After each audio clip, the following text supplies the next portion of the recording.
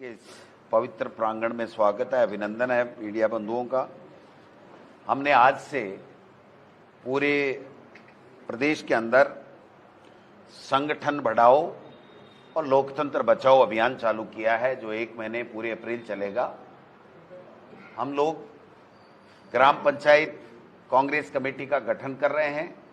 हम लोग नगर कांग्रेस कमेटी के अंदर जितने भी वार्ड हैं उन वार्डों की कांग्रेस कमेटी का गठन कर रहे हैं और तकरीबन 5.5 लाख के लगभग हम पदाधिकारी इस 1 महीने के अंदर प्रदेश कांग्रेस कमेटी के पूर्व पदाधिकारियों में ऐड करने का काम करेंगे। साथ साथ हम आज से ये अभियान पूरे 1 महीने तक जन जागरण का चला रहे हैं कि किस प्रकार से भारतीय जनता पार्टी की इस पर्ची सरकार ने लोकतंत्र को खत्म करने की साजिश के तहत काम करना शुरू किया। लोकतंत्र का उपवास तो तभी उड़ गया था, प्रजातंत्र का मजाक तो उन्होंने तभी बना दिया था जब लोकतांत्रिक प्रजातांत्रिक रूप से चुने हुए जनप्रतिनिधियों की भावनाओं को दरकिनार करके केवल दिल्ली से पर्ची से यहां पर सरकार थोप दी गई।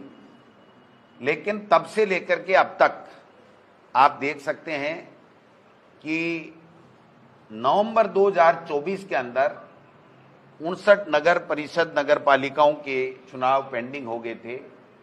विभिन्न समय पे आज की तारीख में एक भी नगर पालिका नगर निकाय बची हुई नहीं है। सबके अंदर प्रशासक लगा दिए गए हैं। और पंचायती राज में भी जो 15 जिले और 100 के लगभग 112 के लगभग पंचायत समितियां हैं जो इनका कार्यकाल अभी पूरा होगा। बाकी सबका कार्यकाल किसी का 6 महीने हो गए, किसी का 8 महीने हो गए, किसी का 7 महीने हो गए, लेकिन चुनाव नहीं करवा रहे हैं। बहाना ले रहे हैं कि ओबीसी आयोग का रिपोर्ट राजनीतिक प्रतिनिधित्व देने की जो रिपोर्ट आनी थी वो नहीं आई। ये कानून को नहीं मान रहे हैं, ये संविधान को नहीं मान रहे हैं, हाई कोर्ट और सुप्रीम कोर्ट के फैसलों को नहीं मान रहे हैं। ये अपनी मर्जी से चला रहे हैं सरकार को। और नगर निकाय और पंचायती राज के जितने भी सरकारें हैं उनको सबको ठप कर दिया और प्रशासक बैठा करके वहां पर विकास के कार्य ठप हो चुके हैं।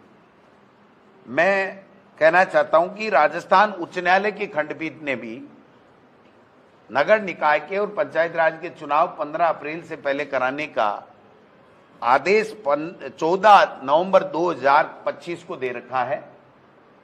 इस 14 अप्रैल को 15 अप्रैल को अगर ये चुनाव नहीं कराते हैं तो इनके ऊपर कंटेम्प्ट लगेगा। जो राजनीतिक प्रतिनिधित्व देने के लिए जो ओबीसी आयोग की रिपोर्ट थी वो 3 महीने के लिए आयोग गठित करना था और एक समरी इंक्वायरी के बाद में जनाधार वगैरह वगैरह से डाटा लेकर के जो सरकार के पास में वर्तमान में मौजूद डाटा है, कोई नया डाटा कलेक्ट नहीं करना था, उन्हीं के आधार के ऊपर उनको ये सर्वे रिपोर्ट दे करके और ये चुनाव करवाने थे ओबीसी का प्रतिनिधित्व तय करके। लेकिन जानबूझ करके इन्होंने ओबीसी आयोग का कार्यकाल बार बार बढ़ा रहे हैं। अब सितंबर तक बढ़ा दिया गया है, यानी 12 महीने से ज्यादा का समय इनका ओबीसी आयोग का बढ़ा दिया और जानबूझ करके उसकी रिपोर्ट नहीं ली जा रही है। पहले 6 महीने तक उनको कोई संसाधन नहीं दिए, मैन पावर नहीं दिया, कोई डाटा उनको जो चाहिए था वो डाटा सरकार ने उपलब्ध नहीं कराया जानबूझ करके। और अब उनकी रिपोर्ट तैयार है लेकिन वो इसलिए नहीं ले रहे हैं कि अगर लेंगे तो चुनाव कराने पड़ेंगे, चुनाव कराने पड़ेंगे तो इनकी पोल खुल जाएगी, इनके पोत जनता के सामने आ जाएंगे। इनका 2.25 साल का जो कुशासन है उसके ऊपर मोहर लगा करके इनका सुपड़ा साफ पंचायत राज और नगर निकाय में होने वाला है। मैं कहना चाहता हूं कि जो सुप्रीम कोर्ट ने फैसला दिया था जिसके आधार के ऊपर ये ओबीसी का सर्वे कराना जरूरी है आयोग के द्वारा, वो फैसला भी 4 मार्च 2021 का विकास किशन राव बनाम स्टेट ऑफ महाराष्ट्र आदि है। उसमें भी सुप्रीम कोर्ट के फैसले में यह कहा गया है कि अगर सरकार नहीं करा पाती है तो केवल इसके आधार के ऊपर आप चुनाव नहीं टाल सकते हो, आपको चुनाव कराने ही पड़ेंगे। चाहे ओबीसी के बगैर चुनाव कराओ। बार बार खर्रा जी और कई मंत्री कह रहे हैं कांग्रेस कह दे कि ओबीसी के बिना प्रतिनिधित्व के आप चुनाव करा दो। भाई हम कह रहे हैं, हम क्यों कह दें? आप विफल हो, आप ओबीसी आयोग की रिपोर्ट लेने में विफल हो, आप ओबीसी आयोग समय पर नहीं बना रहे और बनाने के बाद में 12 महीने में भी अगर आप रिपोर्ट नहीं ले पा रहे हो तो आपकी सरकार विफल है, तो सुप्रीम कोर्ट का फैसला सो मोटो लागू हो जाता है। तो मैं समझता हूं कि ये कहकर के वो अपनी जिम्मेदारी से नहीं बच सकते हैं। अभी हमने तय किया है 1 अप्रैल से 7 अप्रैल में हम मंडल स्तर के ऊपर जाकर के वहां ग्राम पंचायतों का गठन करेंगे, वार्डों के अंदर वार्डों का गठन करेंगे। 8 अप्रैल से लेकर के 14 अप्रैल तक हम लोग जो है वो जिला और विधानसभा में ब्लॉक स्तर के ऊपर काम करेंगे और 15 से 30 फिर हम लोग प्रदेश स्तर के ऊपर इसकी समीक्षा करके काम करेंगे। इस प्रकार से करेंगे। मैं एक बात कहना चाहता हूं, जब आप चुनाव नहीं करवा रहे हो और फरवरी के अंदर 14 फरवरी या 16 फरवरी को जब एसआईआर की फाइनल लिस्ट आ चुकी है आपके पास में, तो आप उस जनवरी 2025 की जो वोटर लिस्ट जिसमें लगभग 50 लोग फर्जी एएसडी यानी एब्सेंट, शिफ्टेड और डेथ के जो वोट हैं, उनके आधार के ऊपर वार्डों का गठन करके पंचायत राज और नगर निकाय के चुनाव क्यों करवाना चाहते हो, ये मैं पूछना चाहता हूं। एक निर्वाचन अधिकारी, एक एआरओ वही वोटर लिस्ट 2025 जनवरी की जारी कर रहा है अपने हस्ताक्षर से, वही व्यक्ति एसआईआर की वोटर लिस्ट को जारी कर रहा है अपने हस्ताक्षर से, और वही व्यक्ति आज पंचायत राज और नगर निकाय के वार्डों के गठन की वोटर लिस्ट जारी कर रहा है।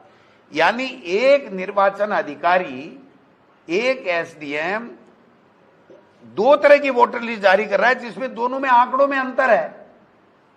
हजारों की संख्या के अंदर एक एक विधानसभा के अंदर वोटर का फर्क होकर वही पदाधिकारी कर रहा है। इसके ऊपर मैं कहना चाहता हूं, हम लोग राज्य निर्वाचन आयोग को 1-2 दिन में इसका ज्ञापन देंगे, राज्य निर्वाचन आयोग को, कि आप डबल माइंडेड नहीं हो सकते। आपके पास में जब नई वोटर लिस्ट आ गई तो आप पुरानी वोटर लिस्ट से चुनाव नहीं करा सकते, और उसके बाद में भी अगर इन्होंने नहीं मानी तो हम लोग राजस्थान उच्च न्यायालय का दरवाजा भी खटखटाएंगे कि एक निर्वाचन अधिकारी, एक ईआरओ, एक अपने ही साइन से 2 तरह की वोटर लिस्ट जारी करके और जनता को गलत, और जो अब्सेंट है, शिफ्टेड है या डेथ हो गई, उनके वोटर लिस्ट में नाम रख करके वो वोटिंग कराना चाहता है, वो चुनाव कराना चाहता है, जो असंवैधानिक है, गलत है। इसलिए मैं कहना चाहता हूं कि दोनों तरीके से हम लोग काम करेंगे, हमारा संगठन भी बढ़ाएंगे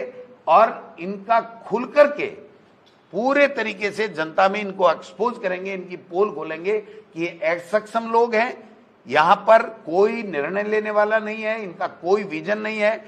1900 करोड़ रुपए हमारे खत्म कर दिए साहब, केंद्र की सरकार ने खा गए। ये मुख्यमंत्री जी कहते हैं ना, मैं दिल्ली जाता हूं, पैसे लेके आता हूं। आप पैसे वैसे लेने नहीं जाते हो, आप तो धोख देने जाते हो कि मेरी कुर्सी सलामत रहे, मेरे कुछ मत कर देना, मेरा कोई दोष नहीं है, जो आप पर्ची भेजते हो उतना काम मैं करता हूं, इसके अलावा तो आप मेरे से उम्मीद भी मत करना। तो अगर ला रहे हो तो आप पंचायत राज के 1900 करोड़ रुपए आपने खत्म क्यों किए, ये बताइए आप। आज राजस्थान के अंदर लोगों को गैस नहीं मिल रही है, महंगाई बढ़ रही है, लोग, हमारे जो लोग यहाँ के हिंदुस्तान के लोग जो खाड़ी देशों के अंदर हैं, उनकी जान माल की रक्षा नहीं हो पा रही है, वो इतने भयभीत हैं, इतने परेशान हैं, वहां पर उनके आने की व्यवस्था नहीं हो रही है, वहां पर उनके काम धंधे सारे बंद हो गए।